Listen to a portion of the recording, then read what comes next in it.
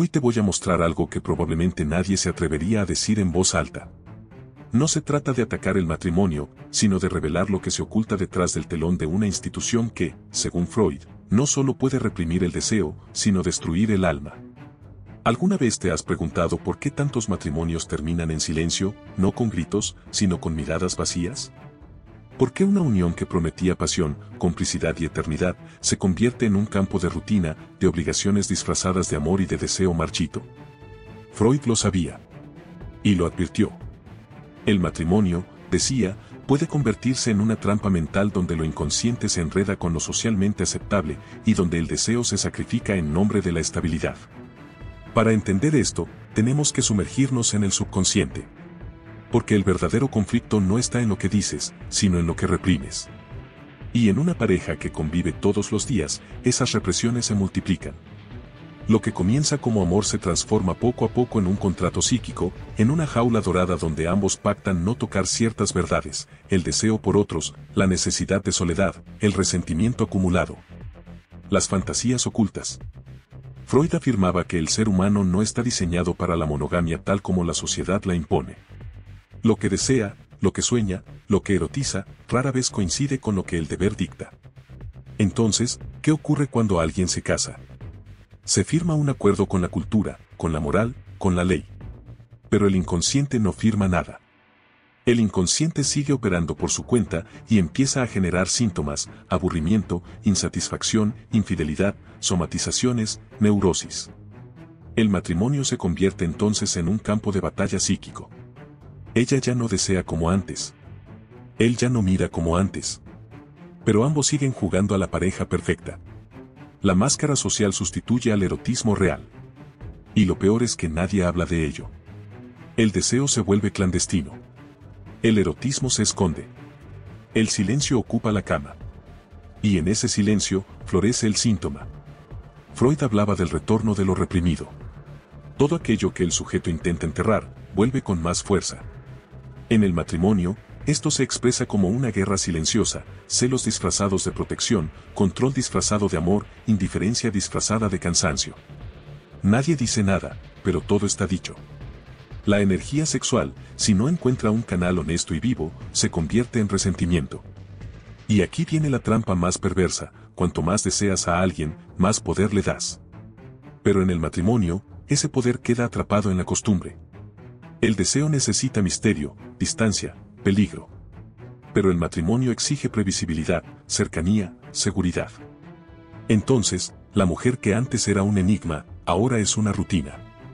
El hombre que antes era un desafío, ahora es un deber. Y el deseo muere. Freud no dijo que el matrimonio sea malo. Dijo que es peligroso si no se comprende el inconsciente.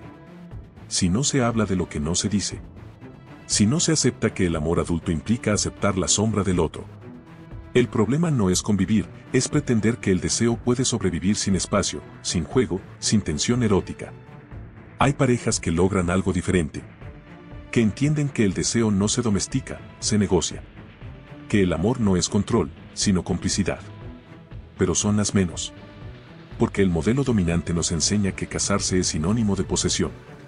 Y Freud sabía que donde hay posesión, el deseo se desvanece. ¿Qué ocurre entonces con el hombre moderno, que busca una pareja estable pero no puede apagar su fuego interno? ¿Y qué ocurre con la mujer que quiere amor, pero siente que algo en su interior muere lentamente tras años de convivencia? El problema no es moral. Es psicológico. Y hasta que no se enfrente con brutal honestidad, el matrimonio seguirá siendo, para muchos, una trampa disfrazada de paraíso. Pero no todo está perdido. Freud nos entregó la advertencia, pero en sus propias teorías también dejó pistas sobre cómo salir del laberinto.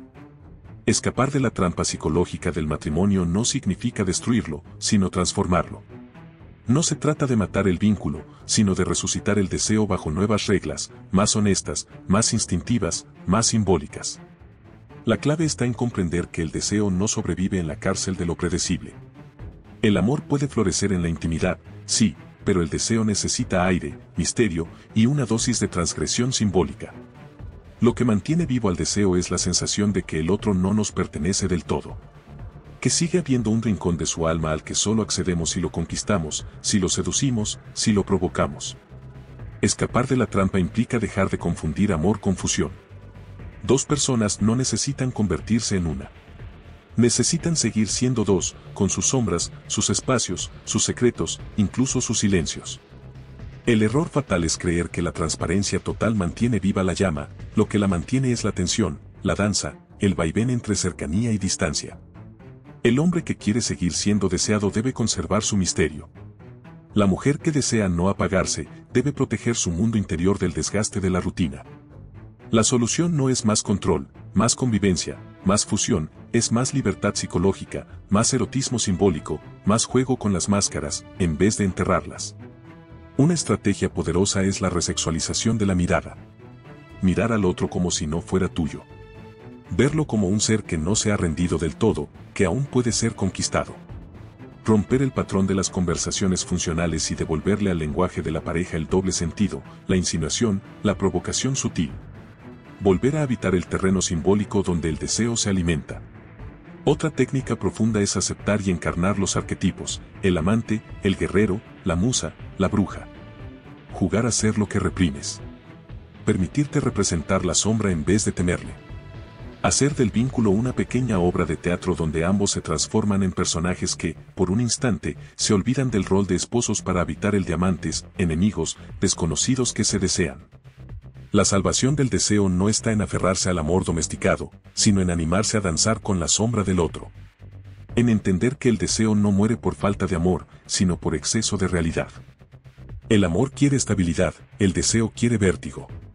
Y mientras no aceptes esa dualidad, seguirás creyendo que el problema es la persona, cuando en realidad, el problema es el contrato invisible que firmaron. Y sin embargo, no hay receta definitiva. No existe una fórmula mágica para escapar del laberinto sin antes mirar de frente al monstruo que lo habita. Freud no nos ofreció soluciones cómodas. Nos ofreció un espejo, uno oscuro, donde vemos reflejados nuestros deseos más incómodos, nuestros miedos más vergonzosos, y las mentiras que nos contamos para no sentirnos solos. Lo que él nos advirtió no fue contra el matrimonio, sino contra el olvido de lo inconsciente. Contra esa peligrosa fantasía de que el amor puede bastarse sin deseo. Que el compromiso puede sobrevivir sin sombra. Que el vínculo puede respirar sin misterio. La verdadera revolución está en aprender a convivir con lo irracional que nos habita. En dejar de creer que el otro está ahí para completarnos y empezar a verlo como un espejo que puede, si lo permitimos, despertar nuestros fuegos más antiguos. Pero para eso hay que dejar de idealizar. Hay que atreverse a destruir la imagen del matrimonio perfecto y reconstruir un pacto más real, más crudo, más humano, donde el deseo tenga lugar, aunque sea incómodo. Donde el silencio pueda hablar. Donde el amor no mate al eros, sino que lo proteja. Porque al final, lo que más necesitan no es lo que ya tenemos asegurado. Es lo que puede perderse. Lo que aún nos desconcierta. Lo que sigue siendo enigmático, incluso después de años. Esa es la paradoja. El amor necesita certeza, pero el deseo necesita incertidumbre. Y solo aquellos que logran sostener ambos polos, logran escapar de la trampa. Así que la próxima vez que veas a tu pareja, no la mires como la esposa que cuida a tus hijos, o el esposo que paga las cuentas. Mírala como la mujer que un día te hizo temblar con una mirada. Míralo como el desconocido que te devoró con los ojos sin pedir permiso. Porque ahí, en ese instante de recuerdo simbólico, tal vez, solo tal vez, el deseo renazca. Y si eso ocurre, no lo mates con palabras vacías. No lo encierres con exigencias. No lo fusiones con la rutina. Déjalo respirar. Dale espacio. Porque en ese instante fugaz, estás más cerca de lo que Freud llamó la verdad del deseo. Y también, de tu propia libertad. Suscríbete a Umbral de Ideas, porque lo que nadie se atreve a decir, aquí lo gritamos. Lo que Freud susurró en los márgenes de sus textos, nosotros lo convertimos en fuego para el alma. Y esto, apenas comienza. Nos vemos en el próximo video.